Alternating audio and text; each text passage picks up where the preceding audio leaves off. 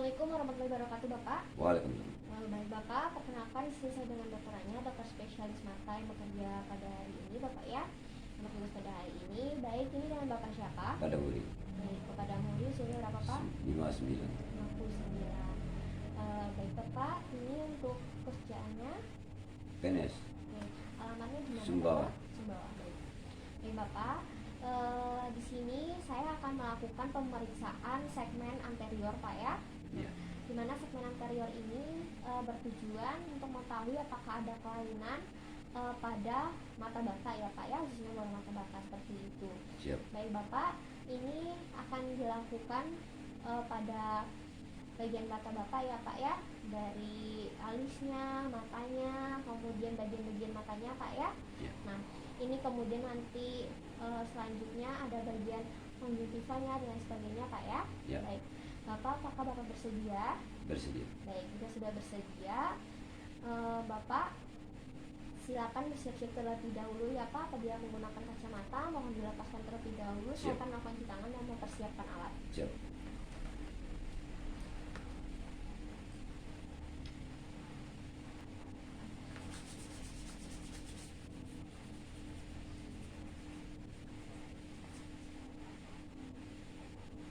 Baik, Bapak, saya sudah melakukan cuci tangan, Pak ya. Selanjutnya di sini saya akan melakukan pemeriksaan baik Bapak berdasarkan keluhan Bapak ya, Pak ya. Siap. Saya akan mulai dari mata sebelah kanan terlebih dahulu, Bapak.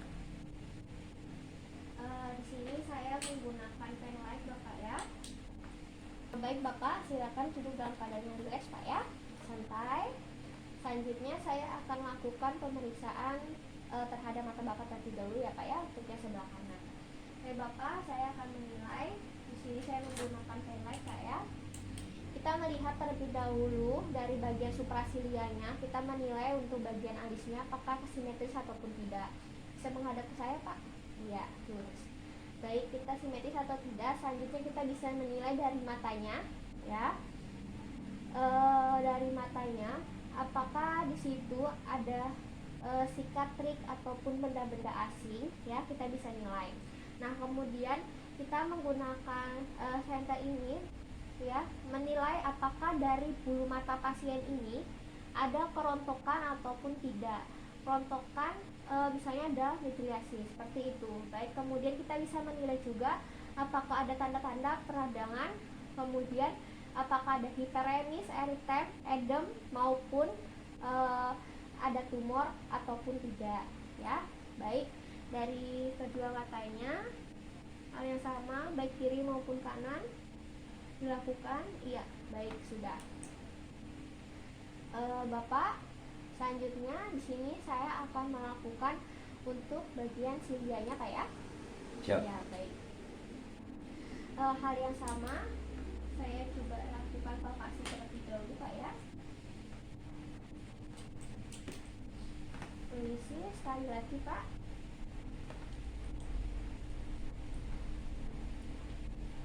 Oke, Bapak bisa melihat ke sini, ya. Iya. Kita menilai di sini apakah ada peradangan, ada midriasis atau bagaimana. Baik, ini dalam keadaan yang baik. Kemudian tidak ada hiperemis maupun eritem, ya. Selanjutnya juga tidak ada edem. Baik, Bapak, yang satunya sekali lagi, ya. Kita menilai juga bagaimana dari pertumbuhannya, apakah ada midriasis, sikatrik, apakah ada benda-benda asing, kemudian apakah di situ ada tanda-tanda peradangan atau tidak. Baik. Selanjutnya, Bapak, saya akan lakukan palpasi, Pak ya, terlebih dahulu. Misi, Pak ya. Apakah ada nyeri? Tidak, Pak? Tidak. Tidak?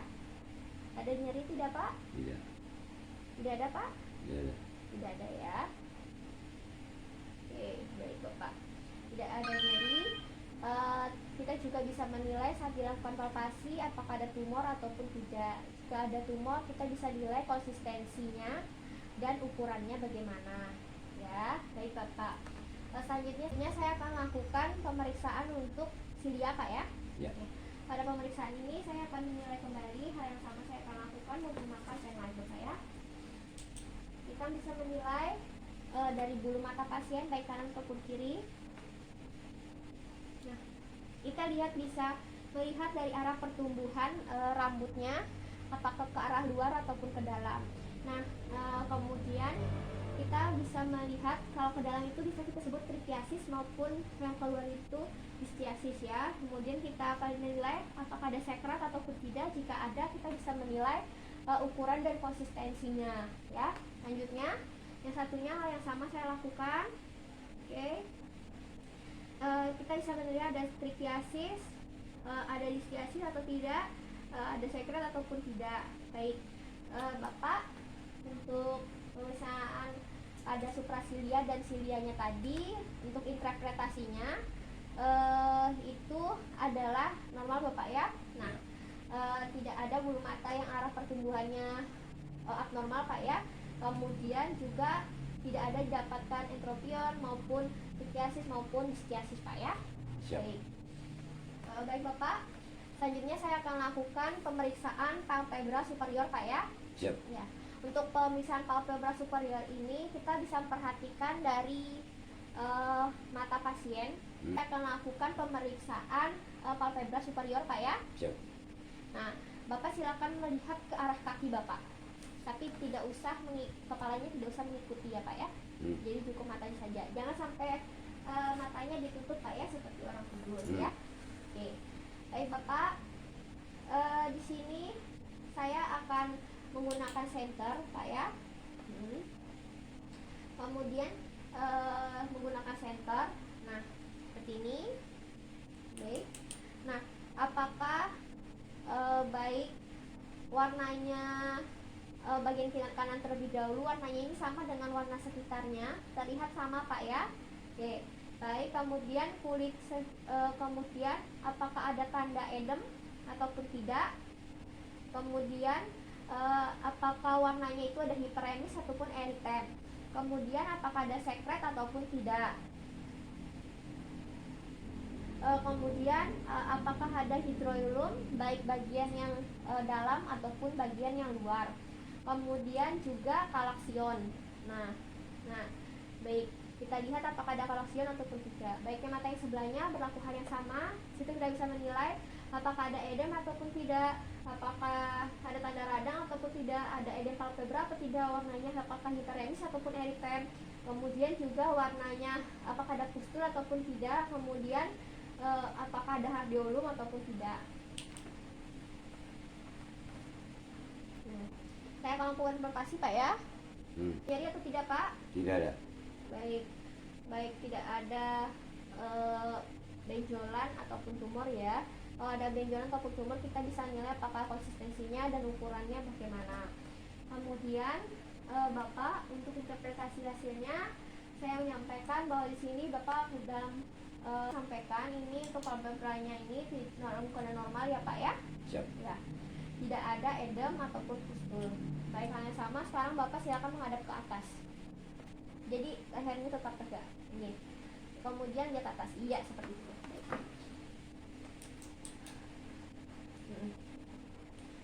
Baik, saya lakukan. Kita lihat bagaimana.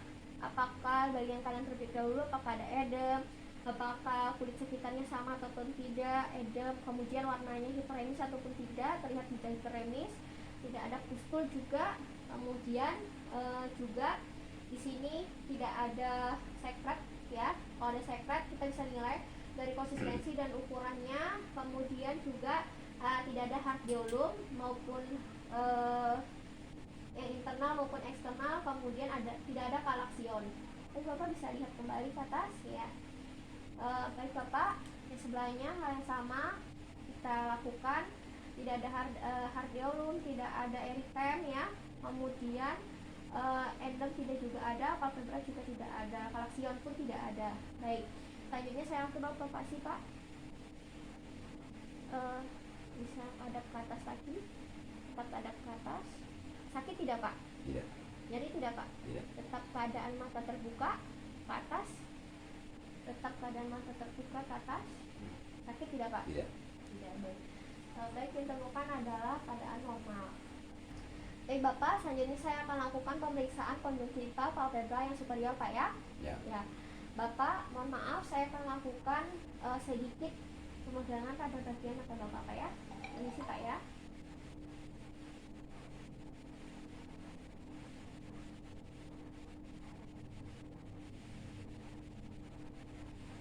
Oke, bisa saya tarik sedikit dulu saja Pak. Bisa kita buka. Sebentar. Ini kita buka. Nah, kita nilai dari konsistensi mata pasien. Nah, baik Bapak. Nah, kita bisa menilai dari palpebra untuk yang konjungtivanya bagaimana. Apakah di situ warnanya anemis ataupun tidak. Kemudian kita bisa melihat apakah ada giant papil, apakah ada membran, apakah ada secrets, kemudian apakah ada massa. Jika ada massa seperti misalnya hardeolum maupun kalaksionnya tidak ada. Baik, kemudian di sini kita bisa lihat apakah ada benda asing ataupun tidak. Nah, kemudian kita bisa melihat dari cobblestone. Kita perhatikan juga yang sebelah kirinya, hal yang sama kita nilai apakah ada atau tidak. Baik dari mata kanan dan kirinya terlihat cukup baik saja ya Pak ya, normal. Baik. Selanjutnya Bapak silakan sekarang konjungtiva palpebra yang inferior Pak ya, silakan melihat ke atas Pak. Oke, ditahan Pak ya.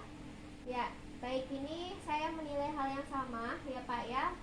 Apakah di situ ada anemis ataupun hiperemis? Kemudian apakah di situ bisa dilihat tetap ke atas Pak? Oke, baik, ada cicatrix, secret maupun hardeolumnya tidak ada ya, baik dalam ataupun luar.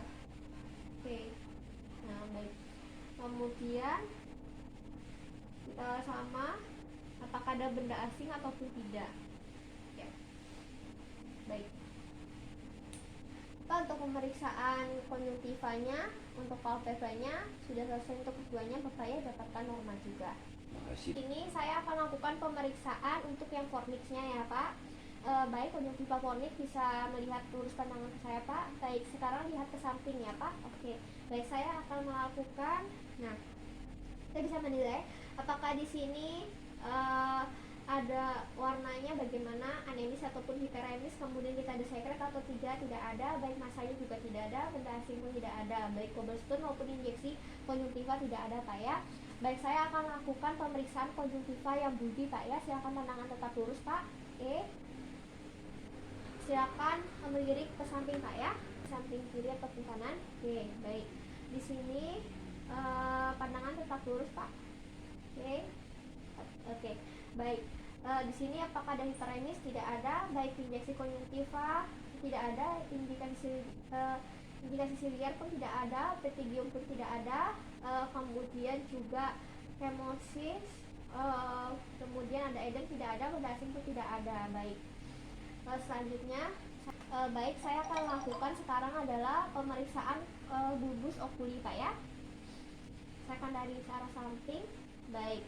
Nah, di sini dilakukan di mana kita bisa menilai apakah di situ ada exophthalmus terus atau logophthalmus ya. Nah, baik, seperti itu. Apakah kita bisa menilai sekarang Pak? Silakan. Oke. Nah, kita bisa menilai tentang pandangan lurus Pak. Pandangannya lurus. Ya. Baik. Ini apakah ada exophoris ataupun orthophorus ya Pak ya. Baik, saya akan lakukan pemeriksaan untuk bagian sklera-nya Pak ya. Baik, Bapak silakan bisa mengarah ke bawah, matanya melirik. Oke, saya akan nilai. Oke, diangkat seperti ini, kita menilai dari skleranya. Nah, apakah di situ ada sklera ikterik ataupun tidak ya. Kemudian kita bisa melihat benda asing ataupun tidak. Kemudian kita bisa menilai apakah di situ ada fantasdol ataupun tidak. Sebenarnya Pak, apakah ada ikterik ataupun tidak, benda asing. Nah, tidak didapatkan Pak ya. Baik, untuk seleranya juga keadaan normal Bapak. Baik Bapak, selanjutnya saya akan lakukan foto pemeriksaan korneanya Pak ya. Saya lanjutkan. Baik, untuk pemeriksaan kornea di sini kita amati ya menggunakan senter. Nah, di sini bagaimana korneanya itu jernih ataupun kabur ya, kita bisa melihat. Kemudian juga kita bisa menilai apakah ada tanda edem, kemudian ukurannya itu bagaimana ya, jadi normalnya itu 12 mm. Kemudian apakah di situ ada infiltrat ataupun tidak, kemudian di situ apakah ada defek kornea misalnya. Nanti kalau ada defek maka kita perhatikan ukuran, bentuk maupun letaknya. Selanjutnya kita bisa menilai juga apakah ada benda asing, kemudian neurovaskularnya apabila ada, kemudian jika keruh maka nanti kita akan melakukan prosedur pemeriksaan selanjutnya, yaitu kita melakukan prosedur pemeriksaan menggunakan keratoskop Placido ya Pak. Baik, keratoskop Placido di sini Bapak bisa melihat ya Pak ya? Ya. Ya, untuk gambar ini. Nah, Bapak melihat, nah seperti ini Pak ya. Nah, tapi sebentar Pak. Ini saya akan letakkan dari arah belakang pasien. Nah, kita menilai dari bagaimana tampak dari kornea, apa yang ditangkap oleh kornea pasien ya. Apakah di sini sama yang ditangkap dengan gambarnya? Apakah sesuai seperti itu? Nah, kemudian apabila sesuai dan licin itu berarti dikarenakan normal. Tapi apabila dia terputus-putus ya, terputus-putus dan juga terputus maupun bergelombang, berarti didapatkan adalah keadaan yang abnormal. Nah, keadaan abnormal ini bisa disebabkan karena misalnya ada sikatrik, edem dan lain sebagainya ya Pak ya. Baik, di sini saya lihat dari keadaan pasien itu sama yang ditangkap oleh pasien dengan yang pada gambar tersebut ya Pak ya. Ya. Baik Bapak, ini saya akan lakukan refleks kornea terhadap Bapak ya Pak, atau sensitivitas kornea. Baik, di sini saya sudah menggunakan kapas yang dipiringkan ya Pak ya, atau kapas steril yang dipiringkan. Kemudian kita mengenai daripada bagian kornea daripada pasien. Nah, ketika kita coba kenakan, Bapak silakan lihat ke atas. Nah, ini jangan sampai terlihat ataupun ketahuan dari pasien, jadi secara tidak sadar. Baik, ini responnya berkedip. Baik, ini juga berkedip. Baik, untuk respon berkedip maka dikatakan normal ya Pak ya. Oke. Baik Bapak, saya akan lakukan pemeriksaan okuli Pak ya, okuli anterior. Nah, di sini Bapak bisa melihat, sini Pak, lurus pandangan, lihat saya. Lihat saya Pak. Oke. Baik Bapak, saya akan mulai kita arahkan dari arah temporal ya, seperti ini. Baik. Nah, arah temporal, baik. Kita bisa menilai apakah itu bagaimana cahaya jatuh di permukaan iris. Nah, jika kita lihat 360 derajat iris itu terwarnai atau dia tersinari intensitas sinar yang sama yang dipantulkan, maka itu artinya kedalaman diri matanya depannya itu baik ataupun normal ya, atau dalam kondisi dia itu dalam. Itu adalah pemeriksaan CO-nya. Kemudian jika melihat di mana lebih gelap dari bagian yang dipantulkan, berarti itu adalah kelainan dari pemeriksaan CO ini. Nah, itu berarti okulinya itu cukup dangkal. Bisa lihat saya lagi Pak? Oke, baik Bapak. Di sini kita bisa melihat apakah warnanya itu bagaimana, apakah hipopion ataupun tidak, apakah ada hipema, apakah ada fibrin, kemudian apakah ada benda asing. Baik, itu di sini saya akan melanjutkan pemeriksaannya Pak ya. Di sini adalah pemeriksaan dari iris Pak ya. Ya. Baik, untuk pemeriksaan iris ini saya akan mengarahkan ke bagian nasal Bapak seperti ini. Oke. Dan saya akan menilai apakah di situ warna irisnya bagaimana ya Pak. Kemudian kripte, apakah ada kripte, apakah ada nodul, apakah ada lubang, apakah ada sinefia anterior. Itu sinefia anterior itu perlekatan antara iris dengan kornea. Apakah sinefia posterior itu perlekatan antara iris dan lensa. Kemudian tidak ditemukan, kemudian iris probans juga tidak ditemukan, kemudian kripte melebar tidak ditemukan, kemudian jika ditemukan kripte, kita bisa menilai apakah konsistensi warnanya bagaimana, apakah tampak homogen ataupun tidak, kemudian apakah ada atrofi iris. Baik, kita lanjutkan untuk pemeriksaan bagian pupil ya Pak ya, dengan cara hal yang sama. Baik, untuk pupilnya di sini kita bisa menilai apakah dari diameter pupilnya itu bagaimana, antara mata kanan dan kiri bagaimana. Oke, kemudian kita bisa melihat bentuknya bulat ataupun tidak reguler ya. Kemudian di sini terlihat reguler ya Pak ya. Kemudian refleks pupilnya, saya coba Pak untuk refleks pupilnya. Bisa buka matanya Pak, lihat saya. Oke, lihat saya Pak. Oke, baik. Kemudian ini kita lakukan yang ini tadi yang direct ya Pak, secara langsung, sekarang tidak langsung. Silakan Pak, lihat ke sini. Oke, baik Pak, sudah. Oke, ini terlihat pantulan Bapak ya. Baik, ini juga baik Bapak ya, untuk refleks pupilnya. Kemudian tadi kita bisa lihat dari diameternya juga cukup baik Bapak ya. Baik Bapak, selanjutnya saya akan saya akan lakukan pemeriksaan lensa Pak ya. Ya. Oke, baik Bapak, saya akan kita menilai dari bagian asal terlebih dahulu, apakah lensanya jernih atau bagaimana, ataukah perlu kita melihat ke arah tengahnya, sini ke tengah, ya. Kita ke arah oblik, ke bagian sedikit oblik seperti ini. Oke, kita nilai apakah bagaimana lensanya, kemudian pupilnya bagaimana, gelap atau ada pantulan putih. Oke, selanjutnya apakah ada pantulan putih dan tampak hitam pekat, itu bagaimana ya. Kalau ada pekat itu berarti menandakan bahwa Bapak ini mengalami katarak, tapi di sini terlihat tidak ada ya Pak ya.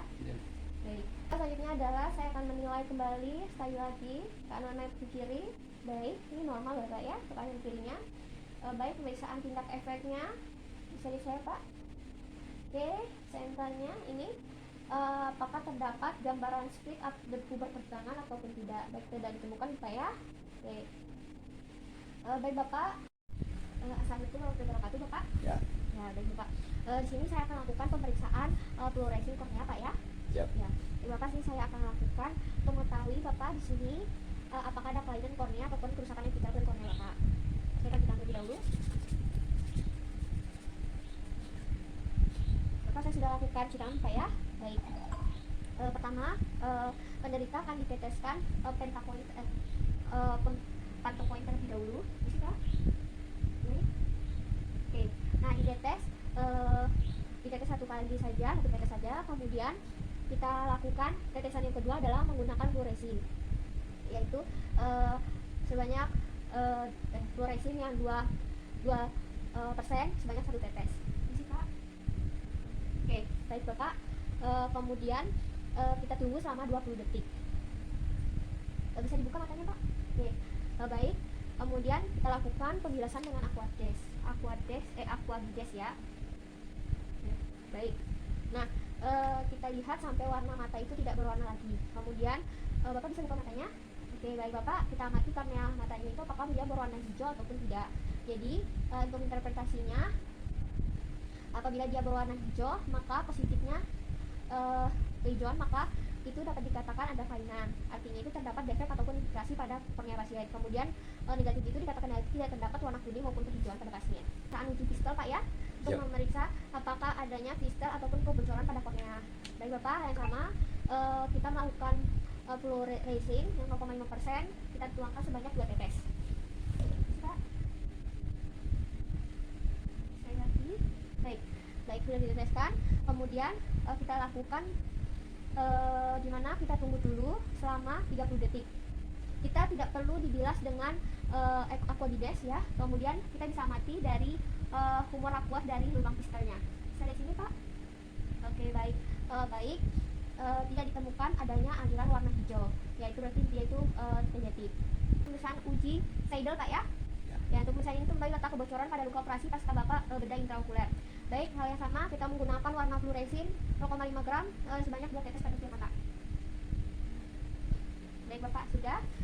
Kemudian kita amati dengan sinar filter kobalt. Kita amati, sini Pak, di sini Pak. Oke, baik. Nah, amati bagian yang terwarnai fluoresinnya. Baik, ini dapatkan warna normal ya Pak ya, sesuai dengan warna fluoresinnya, warnanya biru. Baik Pak. Ini saya akan lakukan pemeriksaan ini Pak ya, pemeriksaan ekspresi sistem maksimal Pak ya. Maksimal. Baik Bapak, sini saya hanya menggunakan satu warna fluoresin Pak ya. Saya teteskan terlebih dahulu. Oke. Baik Bapak, setelah ini Bapak saya mohon ini bisa ditaruh ke pintunya. Oke. Tuh, bisa ditahan nggak Pak? Bisa. Ya. Bisa satunya. Oke, baik Bapak. Sebentar Pak. Baik, saya lihat. Baik, kemudian kita melakukan tindak warnanya itu bagaimana, apakah terdapat warna hijau ataupun tidak. Jadi bila terlihat satu fluoresin warna yang sama dengan warna yang ditaruh di mata, itu berarti dapat dikatakan bahwa normal Pak ya. Baik Bapak, alhamdulillah untuk semua pemeriksaannya sudah selesai. sudah sampai semua Bapak ya. Ini alhamdulillah semuanya normal Bapak. Apakah ada yang bisa Bapak tanyakan? Cukup dulu dok. Oh, baik Bapak. Terima kasih atas kerjasama dan waktunya Bapak ya. Semoga Siap. selalu dalam keadaan sehat. Assalamualaikum warahmatullahi wabarakatuh. Waalaikumsalam. Baik Bapak, untuk pemeriksaan ini saya cukupkan terlebih dahulu Pak ya. Untuk interpretasi hasilnya, alhamdulillah Pak, dari pemeriksaan awal sampai akhir dari suprasilianya Pak ya, sampai tadi dengan pemeriksaan akhir itu tidak didapatkan gejala apapun Bapak ya. Alhamdulillah dalam keadaan normal semua. Kemudian Bapak saya sarankan selalu mencuci tangan ya Pak ya, selalu cuci tangan. Kemudian saya harapkan Bapak juga selalu menjaga kesehatan, sering konsumsi sayur-sayuran seperti itu Kak ya. Siap. Baik Bapak. Ini urusannya selesai. Alhamdulillah, saya ucapkan terima kasih. Assalamualaikum warahmatullahi wabarakatuh. Waalaikumsalam.